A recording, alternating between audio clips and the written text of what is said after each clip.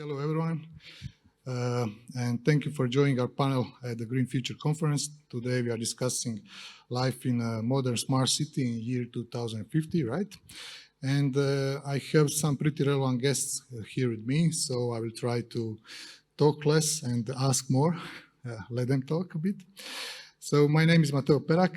I'm CEO of Profico digital agency, and with me, I have a group of smart city experts and visionaries, each in their own domain. So let's start with a quick introduction. It would be faster if I do it. So we have Vlasta Zanki, assistant professor at the University of Zagreb. She's expert in energy management in buildings with 20 years of experience in the area. Another panelist is from Slovakia, our guest here, Heliodor Macko, excuse me. Macko means the bear, Macko means cat in Slovakian, so it's like...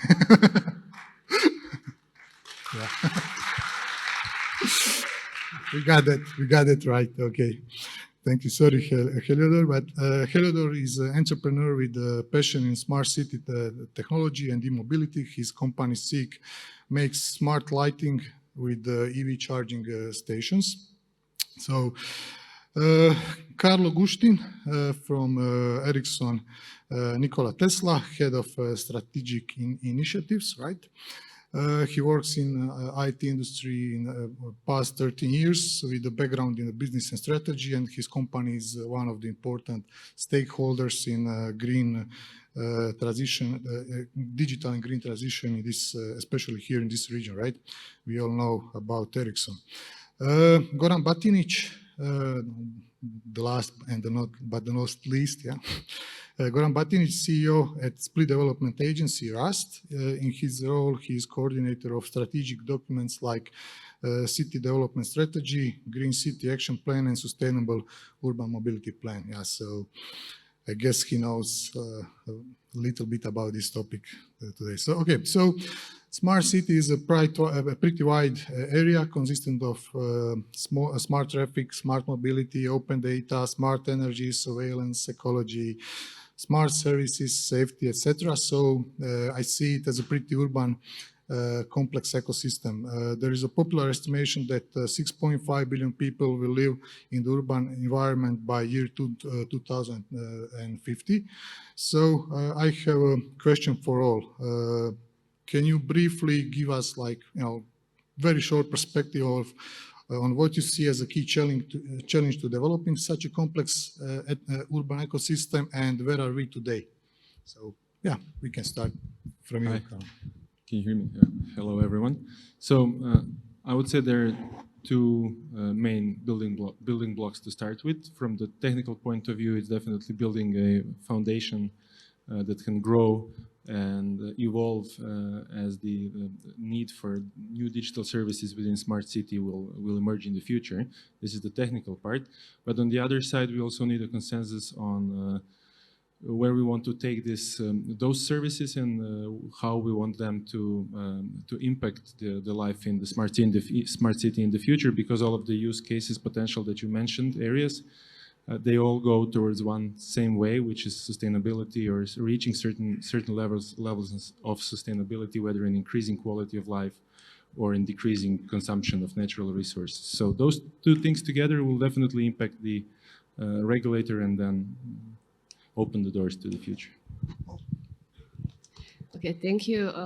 I would like to say hello to everyone, and thanks for invitation for this panel. I'm really thrilled to talk about the future, because we have to know where we want to get in order to start doing some things today. So regarding the smart city, I think first we have to think about the green city, and city that is actually zero carbon city that is totally decarbonized, because if we don't manage to do this, we will not not be able to live in any cities in the future. And smart technology is just one part that will help to achieve these targets, because we heard already from the Paris Agreement and everything that we have to decarbonize our society, our economy till 2050, and it's only in 28 years. So we have to think how to decarbonize buildings, traffic, industry. And just to add some data that you already mentioned, in today we have 78% of energy is consumed in cities. Cities are responsible for 60% of CO2 emissions, and they use only 2% of the land. So actually the cities are the main drivers for future decarbonization that we have to get very fast. And actually all actions we have to start taking today, not tomorrow, but today, in order if we want to have it in 2050. Interesting perspective. Heliodor. Good afternoon. If the question is how the city life will look like in 2050, I'm an optimist. So I believe that by 2050 we are already carbon neutral. Otherwise, we have completely different things to take care of than to discuss the future. And by 2050, having all the cities at net carbon zero, I believe that the biggest challenge will be the traffic, because it looks like the teleport is not going to happen physically, and to keep the energy balance. That's going to be the main issue. Okay, Goran, where are we today? Yeah, thank you. Hi to all. So basically talking from the perspective of public authority here, and after hearing Mr. Peter from Oslo saying what they have done in the last 30 years to get where they are now, I think that the key challenges and the key perspective we can set out in 3 different pillars. It's the one is making decisions. These decisions are based on strategic planning from the local or regional or national authority. The second pillar is making policies, and the third part is the hardest, and that's implementing those policies through actions and some kind of projects. So basically, it all comes down to these 3 pillars. So this will be key challenges. So who are the key stakeholders in the smart city planning, and can you just like very quickly describe the process of the smart city planning? Yeah. So talking from the perspective of the city of Split, we've intensified, as you said in your intro, we've intensified in the last 3 years our strategic planning. For the first time in the Split history, we actually made, or it's highly finished, the development strategy of the city of Split until 2030. And then in that process, parallel to that, we started working on 2 sectoral strategic planning, which is the Sustainable Urban Mobility Plan until 2030. And now we are working on a Green City Action Plan together with the EBRD. So I would say that these are 3 main strategic steps that we've done in the past 3 years. The city obviously is leading this process, so he's the key stakeholder. But in these processes, we wanted to engage a broader stakeholder group of experts. So in the process of making our strategy, we actually engaged over 100 different stakeholders, private sector, public sector. That sounds many. Yeah, so the process was really intense, the coordination of it all. But we wanted to, as this is the first document that is being done in Split, we wanted to engage all of them. So, and to feel for them that the document is also theirs. So That's the Okay, thank you. So let's talk a little bit about buildings. So Vlasta, this is your area, right? So we are in Europe, like the old continent, so most of our cities have long history, and usually it means very old infrastructure, especially here in this region where most of the cities were built around some old fortress or the palace, and it just expanded over time. So how challenging is to make the old cities smarter compared to building the new ones with completely new infrastructure from scratch? Well, it will be, of course, more difficult to make old cities smarter than the new areas that we are building today. But of course, it's possible. It's possible. And in regards to some digital infrastructure, it's much easier than maybe some energy and water infrastructure. So we have, again, to go to green, first to make it green somehow, and then to try with this to make it digital and smarter, all the systems that we already have. Because we have, through my previous work, I was talking a lot with the conservers who actually do not, you cannot do anything in this building, for example. Of course, you cannot put the photovoltaic panels on any renewable energy sources, but of course, you can do some energy efficiency measures. You can decrease energy consumption, and also you can do better energy management of this building in order to decrease total energy consumption. But from the other side, we have to think how to provide green energy that will be produced somewhere else to the old part of the cities who are actually protected by conservers, and they have to stay like that because these are also a fortress, I would say. But yeah, we will have to work additionally on this part as well.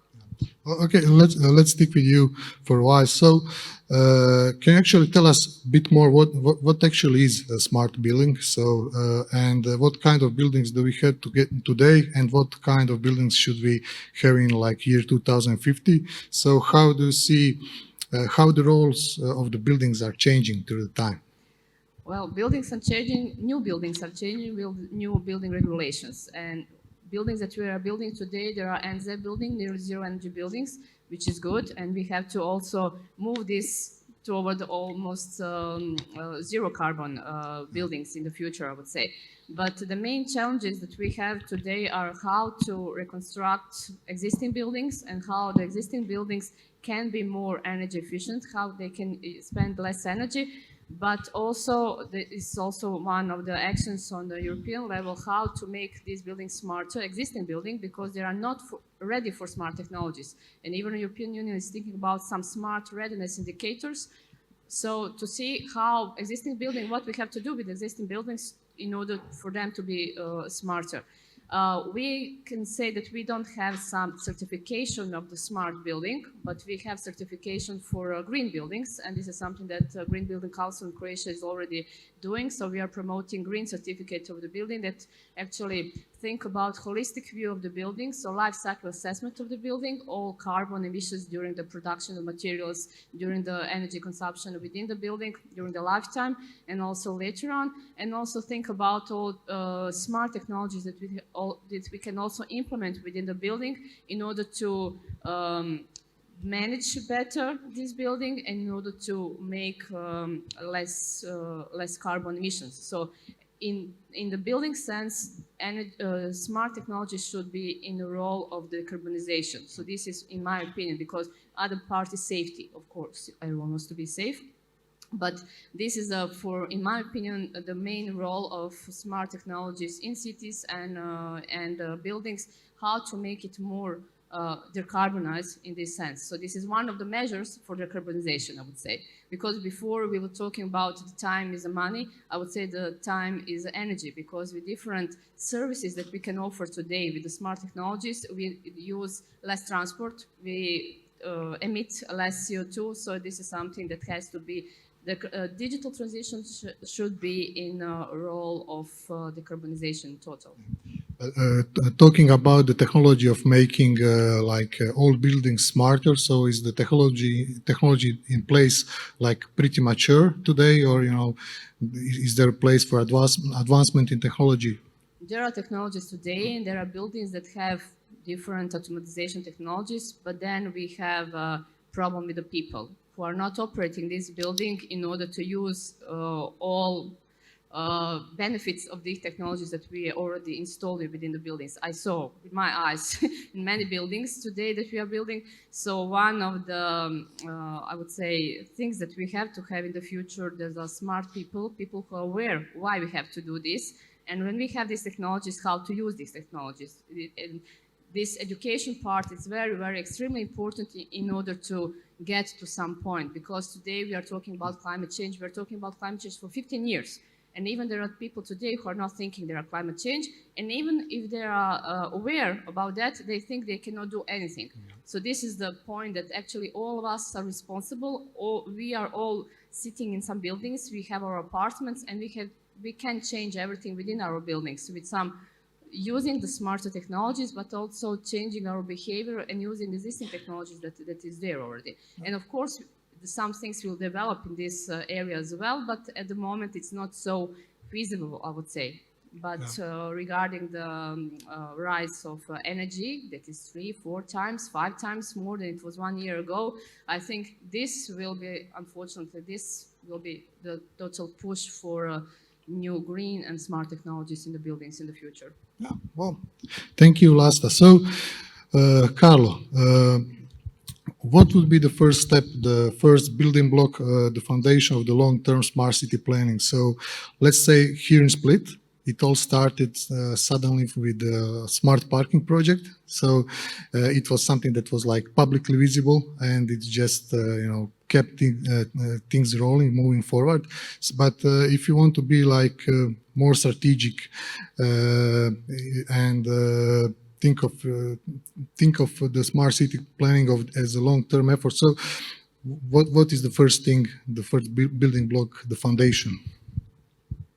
Well, it's obviously the technical part, but I don't want to go into what kind of technical foundation you need to build different industry verticals and making them smart.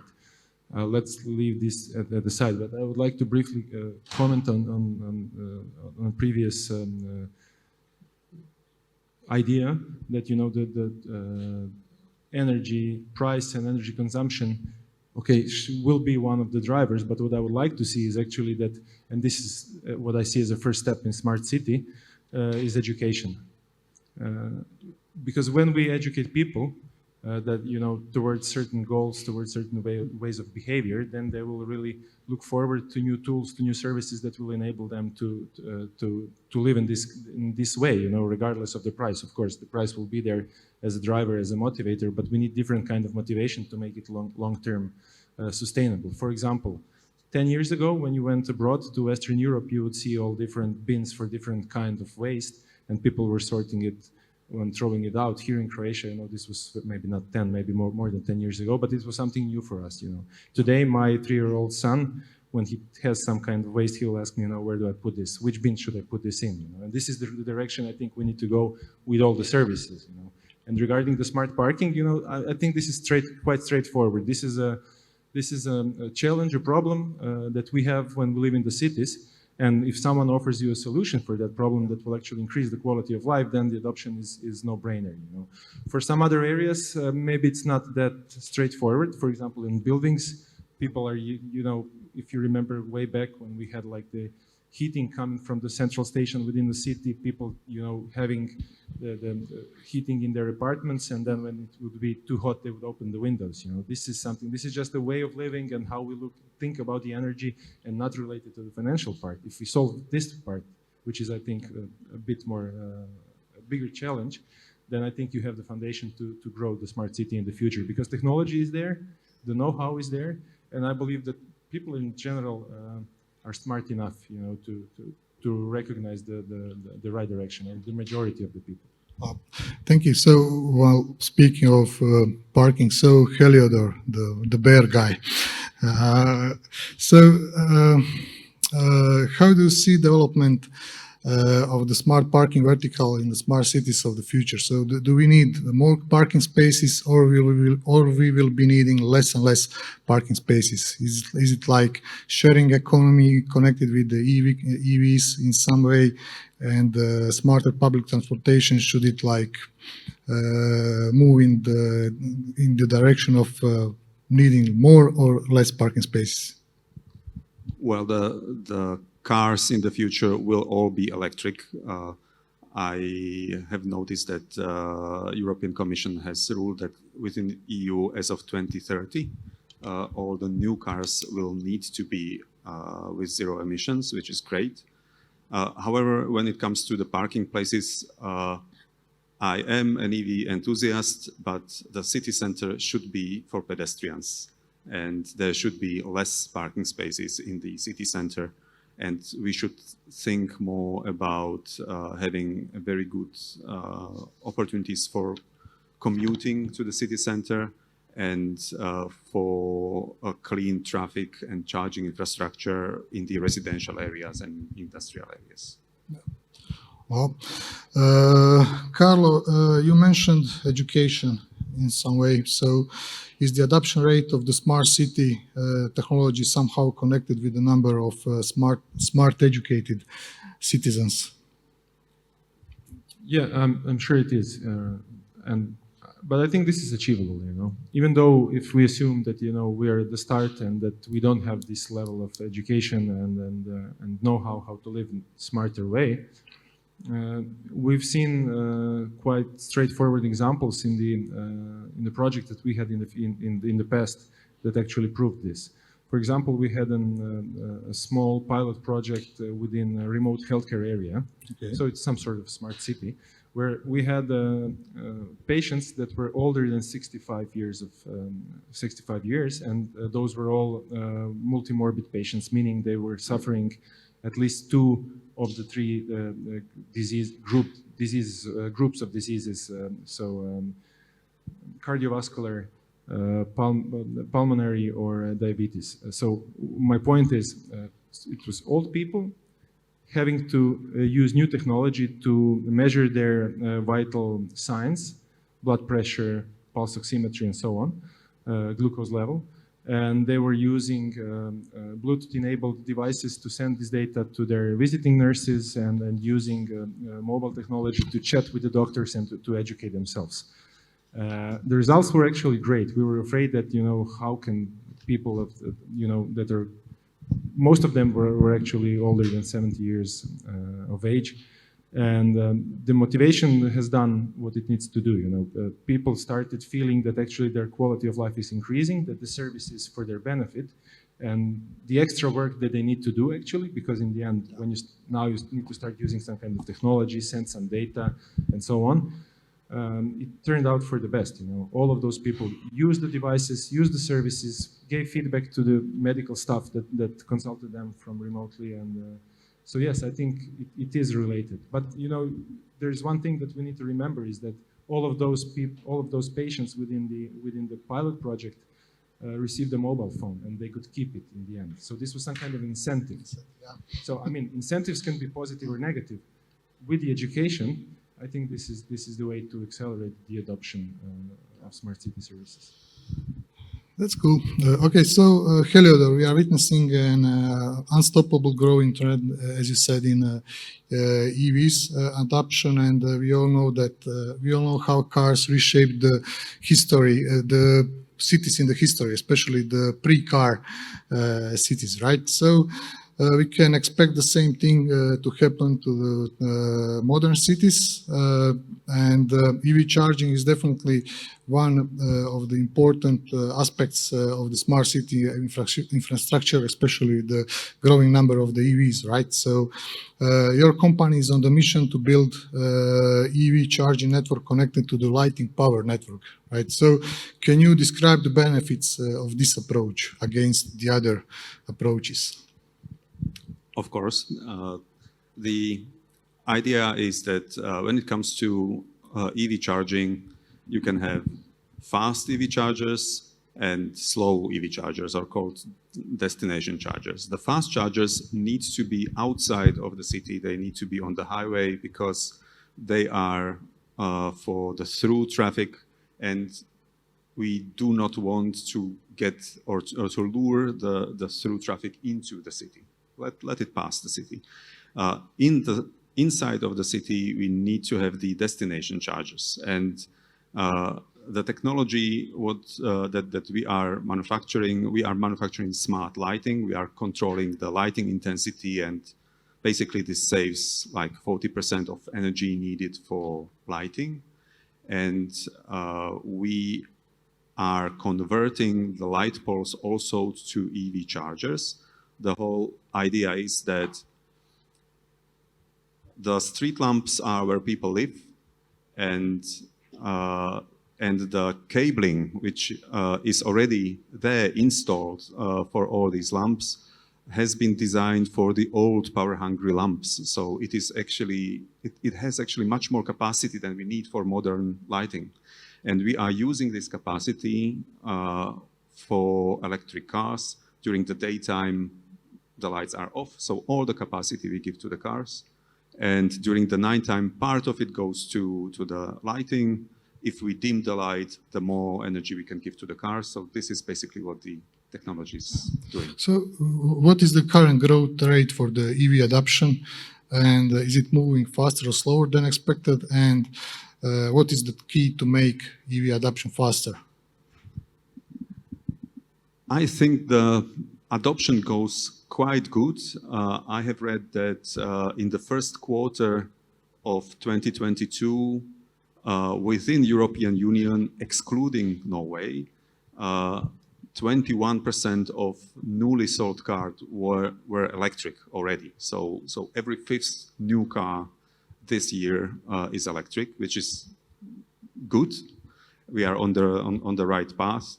And in order to make it faster, we simply need to provide the infrastructure and all the smart tools that it makes it easy for people to switch from combustion car to electric cars. So there needs to be place, easy to find a parking place, easy to find a charger, plug in, and everything has to be done by the technology. Yeah. Oh, sounds great. So, Goran, let's touch a little bit of waste management as it sounds as an important aspect of any growing city, especially the smart ones. So you mentioned implementation of a new waste management system in the city of Split. Can you share some thoughts on this, and what are we actually implementing here? I think that we all know that the city's landfill in Karlovac is very due to expire in, I think, 3.5 years. The regional center still hasn't started building. So basically, in the last couple of months, the city communal company intensified the process of planning kind of, I would say, semi-waste management system of the city. So not for the region, but for the city. The good thing that there's a huge amount of money in the resilience program for waste management, and basically it's not an easy decision to do, but the investments are rather big, and so basically the system that hopefully will be implemented starts with the new semi-underground containers all over the city. So I think that's the first step, because now we have a lot of different containers, and it's unable to track how are they filled, when are they full, and things like that. The second step is to really digitalize the system of the communal company so that they can keep track of the capacity of the containers. And so when installing this semi-underground, which are closed, which have kind of a laser beam tracking the capacity, everything will kind of be different, because the trucks will know when to go to a certain position, and it all leads to door-to-door waste collecting. Basically, you want to know that when you're paying a bill, you want to know how much waste did you produce. So if you put the communal waste in, I don't know, amount of kilos, and then you recycled a bit, so your bill needs to be exactly. So, and these are steps that are currently ongoing with the communal company, and hopefully we'll start implementing them soon.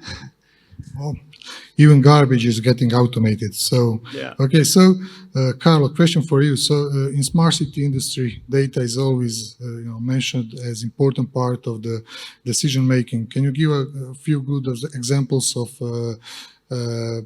data-driven decision making, and why is it better than like blind decision making? Well, again, I want to differentiate between, let's say, two different types of data. On one side, data about users and the services that they use within the city. Coming back to the first question, this is one of the first building blocks that we need to achieve in order not to really build silos. Because also what we see now in Split, there is quite a lot of, let's say, smart services already introduced in the city. By different service providers, different kind of authorities within the city or companies. And as far as I've learned, there's as many services, there's that same number of the registries of the citizens using certain services. Yep. And of course, That's true. and the data is not normalized. So if the process was started in a different way, now it would be easier to solve this, because now it requires time and quite a lot of money. It can be done, but it will be lengthy and expensive. I mean, on the other hand, but let me come back to your question. I was deviating a little bit. So yes, please. When we are short on time. When we come to making decisions, for example, but I will take a look from a point of view of a citizen. For example, if I go swimming to the sea, and of course, the region or the city is performing sea quality estimation measurements. And if I swim today, I will get the result of the water quality today in 2 days, maybe 3 days if I'm lucky. So this is not a decision made by me, which is informed decision. I mean, there's a lot of such examples. Type of waste that we create, what we do with this waste, how do we handle it in the future. Where we go with our cars, or what kind of infrastructure we want to have at which parts of the city, because we need to differentiate between black, green, or gray infrastructure.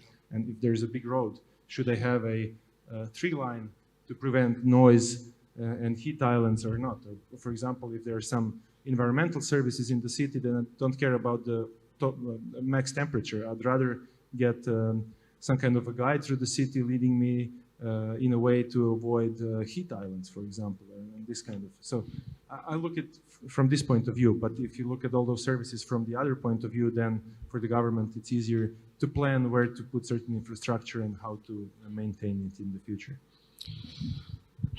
Okay, so we have to speed this up, but Vlasta, I skipped one of the questions prepared for you. So to prepare for this discussion, I read an article from Deloitte on the future of the smart buildings. So it says something like, well, back in the year 2020, they thought that 75% of real estate executives actually anticipated that smart buildings would become the standard over the following 5 years.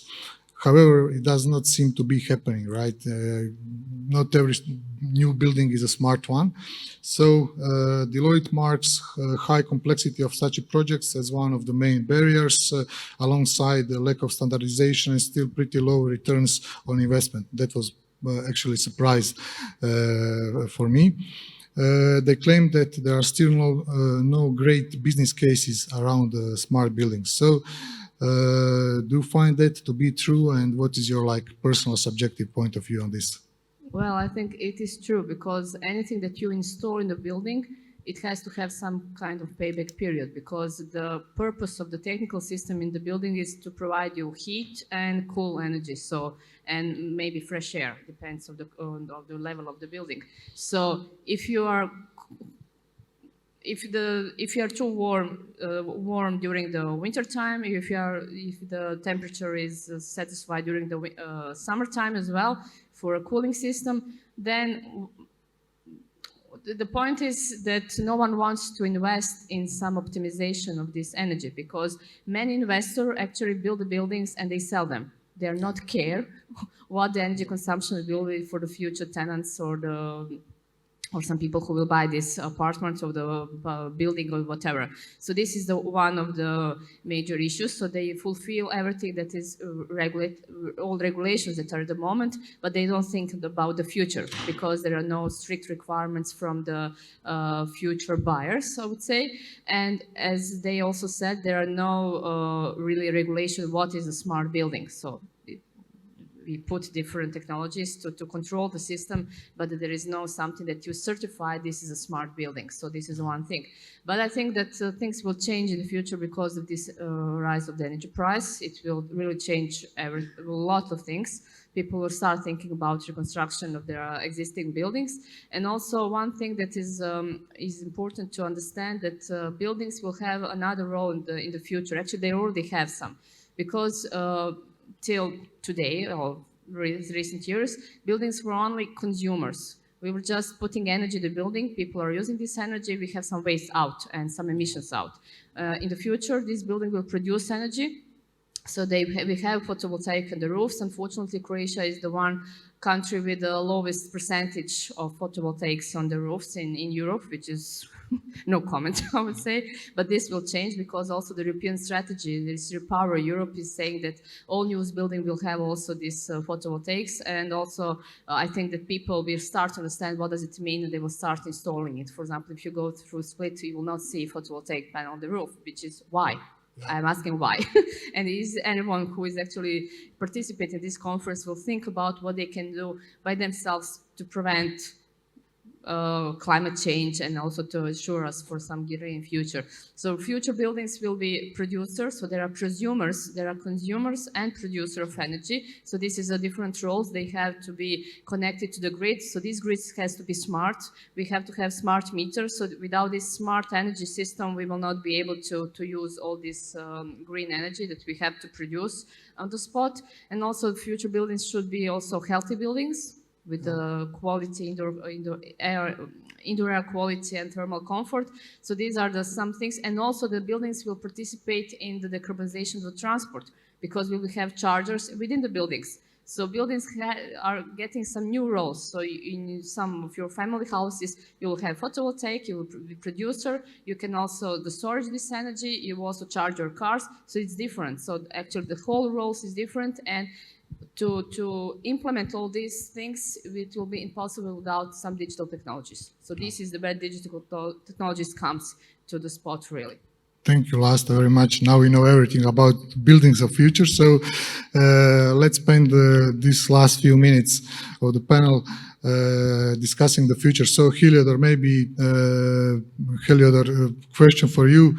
I see you as an innovator. So is there any technology in the making, something that you see as integral part of the future smart buildings, smart cities, something that just seems impossible to be used today, but maybe in 30 years, who knows? I think that in the near future, hopefully near future, we will have something Elon is calling the million-mile battery, so that the battery will last much longer. If we have this, then we can work a little bit more on the vehicle-to-grid, so that the cars will be also used to give energy and to balance the whole grid. This is something which I consider very important. There are two more little points. Hydrogen is not the solution for the transport. I don't think so. This is going to pick up.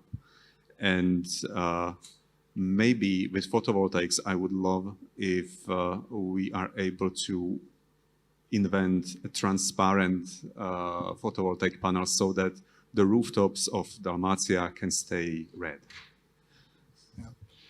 Well, thank you all. I will just try to respect the time frame that we have here. So thank you all for your attention. Very special thanks to our guests here today. I hope we all learned something about the future of smart cities. And well, I wish you a great day and the rest of your stay at the Green Future Conference. Thank you.